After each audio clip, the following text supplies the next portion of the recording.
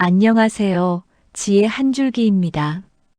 오늘 하루가 조금 가벼워지길 바라며 시작하겠습니다. 여러분의 주변 사람들 중에 누군가 친절한 척하며 여러분을 속이고 있던 거라고 생각해 보신 적 있으신가요? 우리는 평생을 살아오며 수없이 많은 사람들을 만나왔습니다. 그 중엔 우리를 진심으로 대하는 사람들도 있겠지만 우리를 이용하려는 사람도 분명히 존재합니다. 만약 이런 사람을 한눈에 파악하고 멀리 할 수 있다면 얼마나 좋을까요? 정약용 선생은 이런 말을 남겼습니다. 말은 마음의 그림자다. 그림자가 바르지 않으면 실체 또한 의심해야 한다고 말이죠. 200년도 더 된 말인데 지금 우리에게 가장 필요한 말입니다. 우리가 알고 있는 친절함은 사실 누군가에게는 가장 정교한 가면이 되기도 합니다. 그리고 그 가면은 늘 완벽해서 우리는 이렇게 생각하고 말죠. 저 사람은 어쩜 말도 이쁘게 할까? 나를 생각해서 하는 말인데 뭐. 그렇게 친절함 속에 숨어 있는 신호를 인지하지 못한 채 살아가고 있습니다. 오늘 이 시간에는 그런 사람들을 한눈에 파악할 수 있는 방법에 대해 알려드리겠습니다. 영상을 끝까지 시청하시고 나면 여러분의 주변 사람들은 어떤 사람들이었는지, 앞으로 어떻게 해야 하는지 정확히 알 수 있을 겁니다. 오늘 이야기 끝까지 함께하고 싶으시다면 구독 한번 눌러주시고 편하게 들어주세요. 첫 번째, 친절이라는 말이 칼. 그 옷 참 잘 어울리세요. 그런데 요즘은 이런 스타일도 많이 입는다던데요.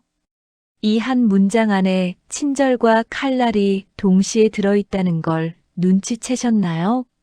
겉으로는 칭찬처럼 들리지만 뒤에 붙은 그런데라는 말 하나가 앞에 모든 친절을 무효화시켜버립니다.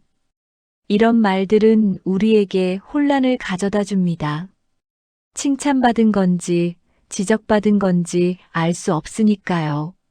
심리학자 폴 에크만은 이중 메시지에 관한 연구를 진행했습니다. 그는 사람들이 말의 내용과 감정 신호가 불일치할 때 극심한 혼란과 불안을 느낀다는 것을 발견했죠. 특히 친절한 말투로 전달되는 부정적 메시지는 직접적인 비난보다 훨씬 더 깊은 상처를 남긴다는 결과가 나왔습니다. 그 이유는 바로 자신의 감정을 믿어야 할지, 상대의 말을 믿어야 할지 갈등되기 때문입니다. 제 지인 중 한 분의 이야기입니다. 한 모임에서 오랜만에 만난 지인이 밝게 웃으며 이렇게 말했다고 합니다. 언니, 요즘 정말 여유로워 보여요. 매일 산책하고 그러시니까 좋으시겠어요. 저는 그럴 시간도 없이 바쁘거든요. 처음엔 칭찬인 줄 알고 고맙다고 했는데 집에 와서 생각해 보니 기분이 이상했다고 하더군요. 그 말 속에는 당신은 할 일이 없어서 한가하시겠네요 라는 뜻이 숨어 있었던 겁니다. 이런 말들의 특징은 명확합니다. 겉으로는 관심과 친절을 가장하지만 실제로는 상대를 평가하고 자신을 높이려는 의도가 깔려 있습니다. 건강은 좀 어떠세요? 나이 드시니까 관리 잘하셔야죠. 같은 말도 마찬가지입니다. 친절처럼 포장되어 있지만 그 안에는 당신은 늙었다는 메시지가 담겨 있죠. 독일 철학자 쇼펜하우어는 이렇게 말했습니다. 예의는 때때로 진실을 숨기기 위한 가장 정교한 거짓말이다. 친절한 말투라는 예의 뒤에 숨은 진짜 의도를 보라는 이야기입니다. 그럼 우리는 어떻게 이런 말을 알아챌 수 있을까요? 가장 확실한 신호는 자신의 감정입니다. 누군가에게 칭찬을 듣고 기분이 마냥 좋지만은 않다면 그건 그 말 속에 숨은 칼날이 여러분의 마음을 건드린 겁니다. 친절의 말이 칼이 되는 순간은 여러분을 세워주는 게 아니라 깎아내릴 때입니다. 진짜 친절은 듣는 사람을 더 당당하게 만들지만 가짜 친절은 듣는 사람을 더 작게 만듭니다. 그 차이를 느끼는 건 여러분의 감정이고 그 감정을 존중하는 건 여러분의 몫입니다. 두 번째, 칭찬의 빛. 정말 대단하세요. 그렇게까지 해주시다니 정말 너무 감동이에요.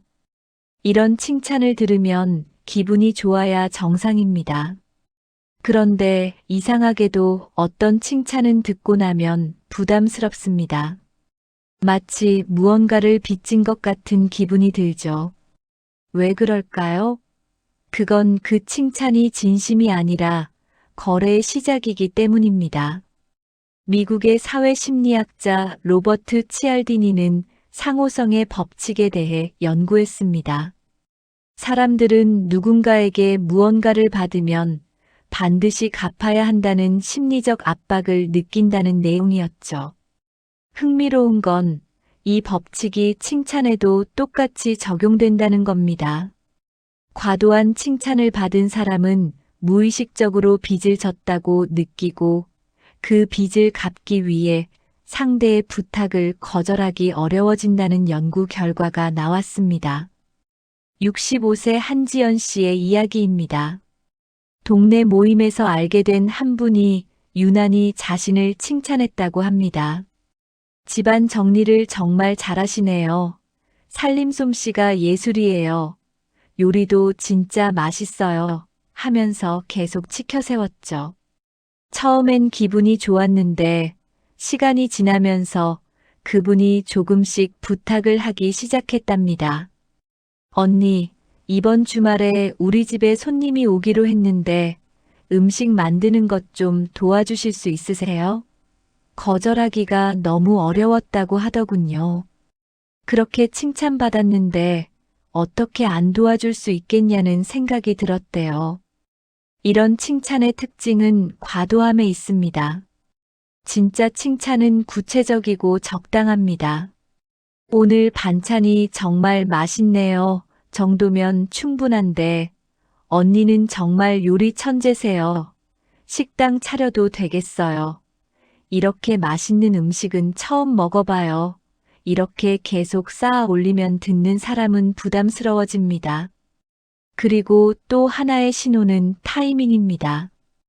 평소엔 별말 없다가 갑자기 칭찬이 쏟아진다면 그 뒤에 뭔가 부탁이 올 가능성이 큽니다. 요즘 정말 건강해 보이세요. 피부도 좋아지신 것 같고 운동 효과가 확실하네요. 이런 말 뒤에 그런데 다음 주에 제 짐 좀 같이 옮겨주실 수 있으세요? 같은 부탁이 따라오는 거죠. 프랑스 철학자 몽테뉴는 이렇게 말했습니다. 진정한 칭찬은 아무것도 기대하지 않는다. 기대가 섞인 칭찬은 선물이 아니라 투자다. 우리가 받은 칭찬이 선물인지 투자인지 구분하는 방법은 간단합니다. 그 칭찬을 들었을 때 자유로운지 아니면 뭔가 해야 할 것 같은 압박을 느끼는지를 살펴보면 됩니다. 진짜 칭찬은 여러분을 자유롭게 합니다. 그냥 기분 좋고 그걸로 끝입니다. 하지만 빚이 되는 칭찬은 여러분을 묶어둡니다. 뭔가 갚아야 할 것 같고 기대에 부응해야 할 것 같은 무게가 생기죠. 그 무게를 느낀다면 그건 친절이 아니라 거래의 시작입니다. 그리고 여러분은 그 거래에 응할 의무가 없습니다. 세 번째, 걱정의 본심. 혼자 그렇게 사시면 어떡해요? 주변에서 다들 걱정하시던데요. 여러분들은 이런 말을 들어보신 적 있으신가요? 분명 걱정하는 말투인데 듣고 나면 기분이 이상해집니다. 내 삶을 걱정해주는 건지 아니면 내 선택을 잘못됐다고 말하는 건지 헷갈리죠. 이게 바로 걱정이라는 이름으로 포장된 부정의 말입니다. 캐나다의 심리학자 앨버트 반두라는 자기 효능감 연구에서 중요한 발견을 했습니다. 타인의 부정적 예측과 걱정은 개인의 자기 효능감을 크게 낮춘다는 것이었죠. 특히 그렇게 하면 안 될 거예요. 걱정돼요. 같은 말을 반복적으로 들은 사람들은 실제로 자신의 능력을 의심하기 시작하고 결국 선택을 포기하는 경향을 보였습니다. 걱정이라는 친절이 실제로는 상대의 힘을 빼앗는 도구가 될 수 있다는 겁니다. 77세 박정희 씨의 경험담입니다. 평소 관심이 있던 서예를 배우기 시작했는데 주변에서 이런 말들이 쏟아졌다고 합니다. 지금 배워도 잘할 수 있을까요? 손도 떨리실 텐데 괜찮으시겠어요? 무리하시면 건강 나빠지실까 걱정이에요. 모두 걱정하는 말투였지만 박정희 씨는 점점 자신감을 잃어갔답니다. 내가 너무 무리한 건가? 내 선택이 틀린 건가? 하는 생각이 들었다고 하더군요. 이런 걱정의 친절이 위험한 이유는 그것이 진심 어린 염려처럼 보이기 때문입니다. 거절하거나 무시하기가 어렵죠. 걱정해 주시는 건 고마운데요 라고 말하면 내가 당신 걱정해서 하는 말인데 왜 그래요? 라는 반응이 돌아옵니다. 결국 걱정을 들어주는 사람은 자신의 선택을 의심하게 되고 걱정하는 사람은 자신이 친절을 베푼 거라고 생각합니다. 진짜 걱정과 가짜 걱정을 구분하는 방법이 있습니다. 진짜 걱정은 구체적인 대안을 제시합니다. 손이 떨리실 수 있으니 이런 도구를 사용하면 어떨까요? 같은 식으로 말이죠. 하지만 가짜 걱정은 그냥 불안만 심어줍니다. 걱정이에요. 안 될 것 같아요. 위험해요. 이런 말만 반복할 뿐 실제로 도움이 되는 제안은 없습니다. 그리스 철학자 에픽테토스는 이런 말을 남겼습니다. 타인의 두려움을 당신의 감옥으로 만들지 마라. 남의 걱정을 우리 선택의 기준으로 삼는 순간 우리는 우리 삶의 주인이 아니게 됩니다. 걱정의 친절이 선택을 지우는 이유는 간단합니다. 그 걱정이 실제로는 내가 보기엔 당신 선택이 틀렸어요 라는 메시지를 담고 있기 때문입니다. 만약 누군가의 걱정을 듣고 난 뒤 자신의 선택이 틀린 것 같고 할 수 있었던 일이 갑자기 불가능하게 느껴진다면 그건 진짜 걱정이 아닙니다. 그건 여러분의 힘을 빼앗는 친절의 탈을 쓴 통제입니다. 중요한 건 이겁니다. 여러분의 선택을 존중하는 사람은 걱정하더라도 여러분을 믿는 말을 함께 건넵니다. 조심하시되 잘하실 거예요. 같은 말이죠. 하지만 여러분의 선택을 믿지 않는 사람은 걱정이라는 이름으로 계속 의심을 심습니다. 그 차이를 구분하는 건 여러분이 가진 중요한 권리입니다. 네 번째, 조언이 아닌 강요. 내가 인생 경험이 많아서 하는 말인데 이렇게 하는 게 좋을 것 같아. 조언은 원래 좋은 의도에서 시작됩니다. 자신이 겪은 경험을 나눠주고 상대가 실수하지 않기를 바라는 마음이죠. 그런데 어떤 조언은 듣는 순간부터 숨이 막힙니다. 왜냐하면 그건 조언이 아니라 명령이기 때문입니다. 영국의 심리학자 에드워드 대시는 자기 결정 이론을 통해 중요한 사실을 밝혔습니다. 사람들은 자율성이 침해받을 때 강한 저항감과 반발심을 느낀다는 것이었죠. 특히 조언이라는 형식으로 전달되는 지시나 강요는 직접적인 명령보다 더 큰 심리적 반발을 일으킨다는 연구 결과가 나왔습니다. 왜냐하면 거절할 명분조차 빼앗기기 때문입니다. 조언해 주는 건데 왜 안 들어? 라는 말 앞에서 사람들은 무력해집니다. 66세 이세미 씨는 재혼을 고민 중이셨는데 주변 지인 한 분이 계속 조언을 해왔다고 합니다. 내가 봤을 땐 재혼은 안 하는 게 나을 것 같아. 나이도 있고 자식들 생각도 해야지. 내 말 잘 들어. 나중에 후회할 거야. 조언의 형식이었지만 그 안에는 내 말대로 하라는 강요가 담겨 있었죠. 이세미 씨는 점점 자신의 감정보다 그 조언을 따라야 할 것 같은 압박을 느꼈다고 합니다. 조언이 강요로 바뀌는 순간은 명확합니다. 첫째, 상대가 원하지 않았는데 일방적으로 던져질 때입니다. 조언 좀 해줄까? 라고 묻지 않고 그냥 쏟아내는 거죠. 둘째, 조언을 듣지 않으면 비난이 따라올 때입니다. 내가 그렇게 말했잖아. 내 말 들을 걸 그랬지? 같은 말이 나온다면 그건 조언이 아니라 자기 확신을 강요하는 겁니다. 셋째, 조언 속에 상대를 낮추는 표현이 들어갈 때입니다. 당신은 잘 몰라서 그래. 내가 더 경험이 많으니까. 나이 먹어서 철이 없네 같은 말들이죠. 이런 조언은 듣는 사람을 무능하게 만들고 조언하는 사람을 우월한 위치에 놓습니다. 로마의 철학자 세네카는 이렇게 말했습니다. 조언은 눈이 아니라 손전등이어야 한다. 길을 밝혀줄 뿐 어디로 가라고 밀지는 않는다. 진짜 조언은 선택지를 보여주지만 가짜 조언은 선택을 빼앗습니다. 그럼 우리는 어떻게 이 둘을 구분할 수 있을까요? 진짜 조언은 듣고 나서 생각할 여지를 줍니다. 이런 방법도 있고 저런 방법도 있는데 결정은 당신이 하세요 같은 말이죠. 하지만 강요로 바뀐 조언은 선택의 여지를 주지 않습니다. 이렇게 해야 해. 내 말대로 하는 게 좋을 거야처럼 결론을 미리 내려버립니다. 중요한 건 이겁니다. 조언을 듣고 난 뒤 여러분이 더 명확해지고 자유로워진다면 그건 좋은 조언입니다. 하지만 조언을 듣고 난 뒤 짓눌리고 선택권을 잃은 느낌이 든다면 그건 친절이 아니라 통제입니다.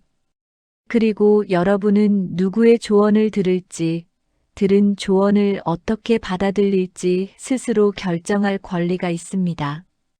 그 권리를 지키는 것이 바로 여러분의 삶을 지키는 일입니다. 다섯 번째, 말이 그림자. 괜찮아요. 내가 다 알아서 할게요. 당신은 그냥 편하게 계세요. 이 말을 들으면 얼마나 고마울까요?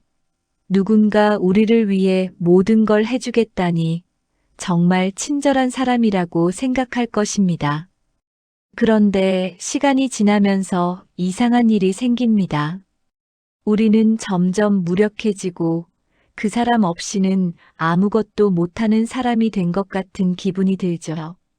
미국의 심리학자 마틴 셀리그만은 학습된 무기력에 대해 연구했습니다.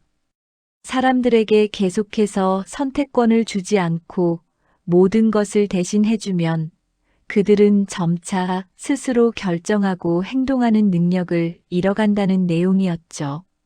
더 놀라운 건 이런 무기력이 친절의 형태로 제공될 때 더 빠르게 학습된다는 겁니다. 왜냐하면 사람들은 그게 자신을 위한 거라고 믿기 때문입니다. 한 70세 김영규 씨는 아내를 먼저 보내고 혼자 지내는데 한 친척이 정말 친절하게 모든 걸 도와주겠다고 했답니다. 병원 예약, 은행 업무, 관공서 서류, 심지어 장 보는 것까지 전부 대신 해주겠다고 했죠. 처음엔 고마웠는데 6개월쯤 지나니 자신이 아무것도 못하는 사람이 된 것 같았다고 합니다. 스스로 할 수 있는 일조차 그 친척에게 물어봐야 할 것 같고 혼자서는 불안했다고 하더군요. 내가 다 해줄게요라는 말의 그림자는 바로 여기에 있습니다. 겉으로는 우리를 돕는 것 같지만 실제로는 우리의 자립성을 빼앗아 갑니다. 그리고 더 무서운 건 시간이 지나면 그 사람에게 의존하게 된다는 겁니다. 의존하게 되면 거절하기 어려워지고 그 사람의 영향력 아래 놓이게 됩니다. 이런 친절의 신호는 몇 가지로 나타납니다. 첫째, 우리가 스스로 할 수 있는 일까지 대신하려고 할 때입니다. 그거 힘드시니까 제가 할게요라고 하면서 정작 우리는 전혀 힘들어하지 않았던 일까지 가져가 버리죠. 둘째, 자기가 한 일을 자주 상기시킬 때입니다. 내가 다 해줬잖아요. 내가 없으면 어떡하려고 그래요 같은 말을 반복하는 겁니다. 셋째, 우리가 스스로 뭔가 하려고 하면 불안해하거나 말릴 때입니다. 괜찮아요. 제가 하는 게 더 빠르고 정확해요. 실수하시면 안 되니까 제가 할게요. 이런 말로 우리의 시도를 막는 거죠. 겉으로는 우리를 보호하는 것 같지만 실제로는 우리의 능력을 믿지 않는다는 메시지를 보내는 겁니다. 독일 철학자 니체는 이런 말을 했습니다. 가장 잔인한 친절은 상대를 무능하게 만드는 것이다. 도움은 힘을 키워줘야 하지, 힘을 빼앗아서는 안 된다. 진짜 도움은 우리가 스스로 할 수 있도록 옆에서 지켜봐 주는 겁니다. 하지만 가짜 친절은 우리를 대신해버림으로써 우리를 약하게 만듭니다. 그럼 우리는 어떻게 해야 할까요? 누군가 다 해줄게요라고 할 때 고마워하되 분명히 해야 합니다. 도움은 감사하지만 제가 할 수 있는 건 제가 하고 싶어요라고 말이죠. 처음엔 서툴러도 괜찮습니다. 스스로 하면서 배우는 게 중요하니까요. 중요한 건 이겁니다. 친절은 여러분을 더 강하게 만들어야 합니다. 여러분 혼자서도 잘 살아갈 수 있도록 힘을 키워줘야 하죠. 하지만 만약 어떤 친절이 여러분을 점점 더 의존적으로 만들고 그 사람 없이는 못 살 것 같은 기분이 들게 한다면 그건 친절이 아닙니다. 그건 통제이고 여러분의 자유를 빼앗는 그림자입니다. 그 그림자를 알아차리는 것, 그게 바로 여러분의 삶을 지키는 일입니다. 친절한 말은 언제나 아름답습니다. 하지만 중요한 건 그 말을 듣고 난 후 여러분의 마음이 편안해졌는지 아니면 조용히 흔들렸는지입니다. 사람의 본성은 큰 사건이 아니라 아주 작은 말의 그림자에서 먼저 모습을 드러냅니다. 그 순간을 그냥 흘려보내느냐, 한번 들여다보느냐가 남은 관계의 방향을 결정합니다. 친절을 의심하는 사람이 되자는 것이 아니라 친절을 들었을 때 나의 감정이 보호받고 있는지를 먼저 살피는 사람이 되자는 겁니다. 나이가 들수록 우리는 더 현명해질 수 있습니다. 사람을 보는 눈이 깊어지고 관계의 본질을 꿰뚫어 볼 수 있게 되죠. 그 지혜를 우리 자신을 지키는 데 사용하면서도 동시에 다른 이들에게 진짜 따뜻함을 나눌 수 있으면 좋겠습니다. 그렇게 우리도 조금씩 더 따뜻해질 수 있으면 좋겠습니다. 오늘도 끝까지 함께 해주셔서 감사합니다. 마음이 편해지는 시간이셨다면 구독과 좋아요로 함께 해주세요. 지혜 한 줄기였습니다.